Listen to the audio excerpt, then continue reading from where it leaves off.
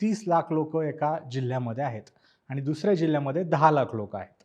आता 10 लाख लोकांचा एक प्रतिनिधी आणि 30 लाख लोकांचा सुद्धा एकच प्रतिनिधी. याच्यामुळं होतंय काय, जरा अन्यायकारक ही गोष्ट बनते.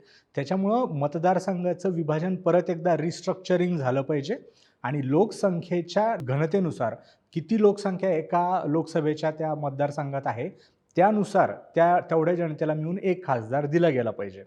आता हे दिसायला तर फेअर वाटतं, असं वाटतं की सगळ्या गोष्टी व्यवस्थितच आहे, तर विरोध करायचं कारण काय आहे? तर विरोधकांचं कारण असं आहे, की जे बिल आपण 2023ला आणलं होतं, आधी ते बिल लागू करा, नंतर हे सगळं करा ना.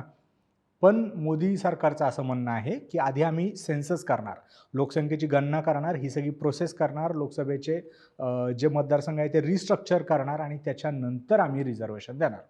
आता यात मुख्य प्रॉब्लेम कोणाचा येतो? अशा राज्यांचा ज्यांची लोकसंख्या कमी आहे.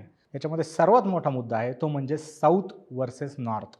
जर आधीपासून आपण बघतोय की मोदीची पॉवर, बीजेपीची पॉवर ही सगळी काऊ बेल्टमध्ये आहे आणि साऊथ इंडियामध्ये काँग्रेस जास्त ॲक्टिव्ह आहे.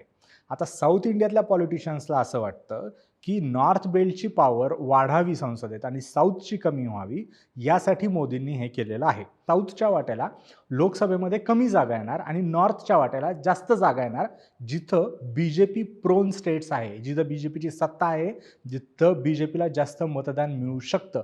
याच्यामुळं 2029ला बीजेपीचं हे मास्टर कार्ड आहे, असा आरोपसुद्धा विरोधकांकडनं केला जातोय.